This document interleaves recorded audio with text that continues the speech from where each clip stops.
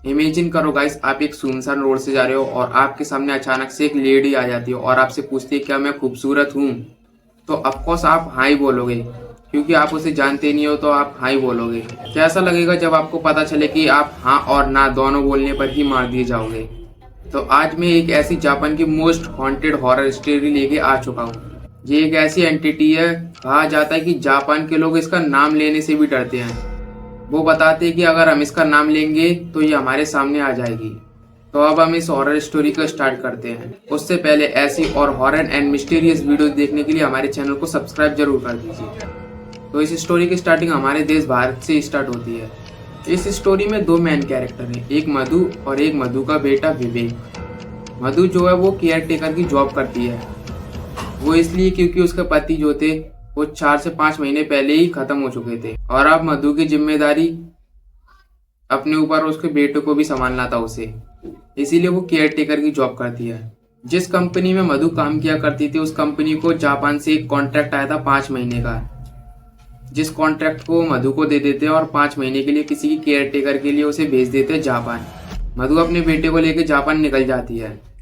अब कंपनी वालों को पता था कि मधु का बेटा 14 साल का है और वो पढ़ाई करता है, इसीलिए पास में वो कोचिंग की भी व्यवस्था कर देते हैं जापान में ही।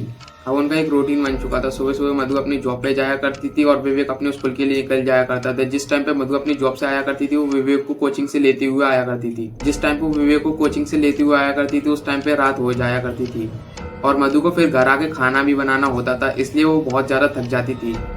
अब ऐसे ही एक दिन मधु विवेक को कॉल करके बोल देती है कि आज मैं तुम्हें कोचिंग से नहीं ले पाऊंगी, इसलिए तुम अपने किसी दोस्त के साथ घर पे आ जाना। और विवेक हाँ बोल के कॉल काट देता है। और उस दिन विवेक की लेट नाइट कोचिंग होती है 10:30 बजे की, इसलिए वो निकल जाता है कोचिंग के लिए और वो बस में जा रहा होता है जिस बस में कोई भी नहीं था। तो उसका बस ड्राइवर बोलता है कि तुम इस रास्ते से जा तो रहे हो, आते समय किसी को साथ लेके आना। तो विवेक उस बस ड्राइवर से बोलता है हाँ मैं अपने दोस्त के साथ आऊंगा।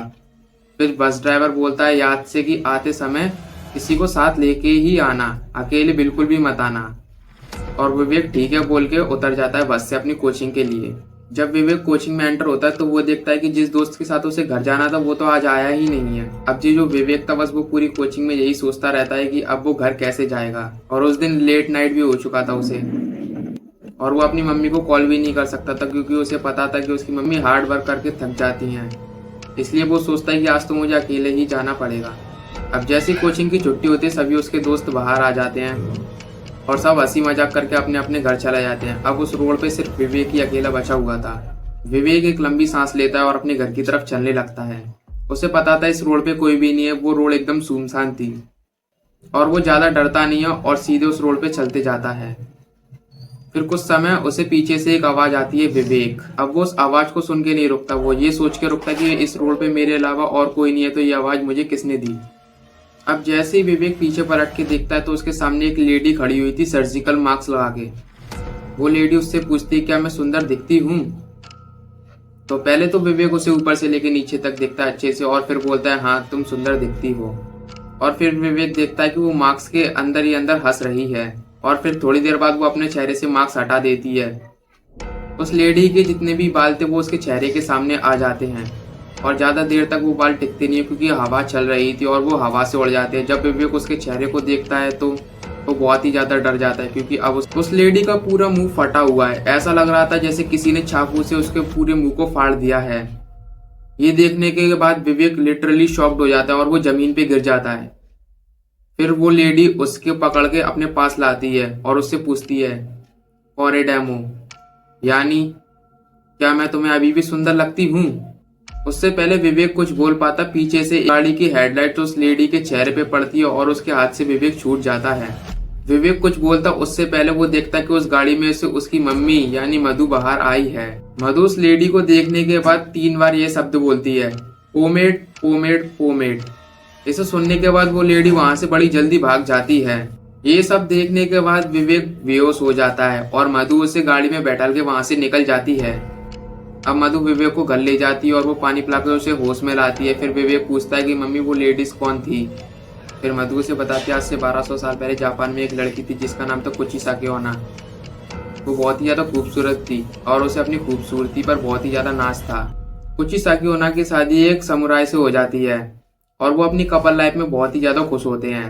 फिर कुछ समय बाद जो समुराई था उसे युद्ध के लिए बाहर जाना पड़ता है और कुचिसाकी ओना उसका बहुत समय तक इंतजार करती है और वो बहुत समय तक वापस नहीं आता है। और कुछ सालों बाद वो समुराई वापस लौट कर आता है और वो देखता है कि कुचिसाकी ओना किसी और के साथ अफेयर में है। ये देखने के बाद समुराई बहुत ही ज्यादा गुस्से में आ जाता है और वो कुचिसाकी ओना का पूरा मुंह तलवार से फाड़ देता है और फिर उससे पूछता है, क्या तुम्हें अभी भी लगता है तुम बहुत खूबसूरत हो? और इतना सुनने के बाद कुचिसाकी ओना मर जाती है। और फिर विवेक पूछता है कि इस पोमेड का क्या रहस्य है। फिर मधु बताती है कि पोमेड कोई हेयर ऑयल था जिसकी गंध से कुचिसाकी ओना को बहुत ज्यादा गुस्सा आता था और वो उसे बिल्कुल भी पसंद नहीं करती थी और इसीलिए वो आज भी उसके नाम से डरती है। फिर वो बताती है कि हम जब जापान आए थे तो उसके 1-2 दिन बाद ही मेरे एक कलीग ने मुझे कुचिसाकी ओना की पूरी स्टोरी बताई थी, जिसमें उसने उससे बचने का उपाय भी बताया था। और फिर मधु बोलती है कि उस कलीग ने हमें ये भी बताया था कि ये जो पोमेड शब्द है इससे हम कुचिसाकी ओना से सिर्फ एक ही बार बच सकते हैं। अगर हम दूसरी बार उसके सामने ये शब्द बोलेंगे तो उसे इससे कोई भी फर्क नहीं पड़ेगा, वो डायरेक्टली हमें मार देगी। और फिर मधु अपने बॉस को कॉल करके ये सारी बातें बता देती है और उनका बॉस फिर उनकी फ्लाइट बुक करके उन्हें वापस इंडिया बुला लेता है। जापान के लोग ये भी बताते हैं कि 1970 में कुचिसाकी ओना का डर इतना बढ़ गया था कि वहाँ के पेरेंट्स अपने बच्चों को स्कूल भी नहीं जाने दिया करते थे, उन्हें खेलने कूदने के लिए बाहर भी नहीं निकलने दिया करते थे। कुचिसाकी ओना का डर उस समय इतना बढ़ गया था कि लोगों ने घर से बाहर निकलना ही बंद कर दिया था। और बताया जाता है कि कुचिसाकी ओना से कोई इंसान एक ही बार बच सकता है, अगर वो दूसरी बार उसके सामने आ गई तो वो उसे बिल्कुल मार देगी और जरा सा भी रहम नहीं करेगी। तो आज की स्टोरी को हम यहीं पर ख़त्म करते हैं। ये स्टोरी बहुत ही ज़्यादा पॉपुलर है और ये जापान की मोस्ट हॉन्टेड स्टोरी में आती है और ऐसी स्टोरीज देखने के लिए हमें सब्सक्राइब जरूर से कर दीजिए।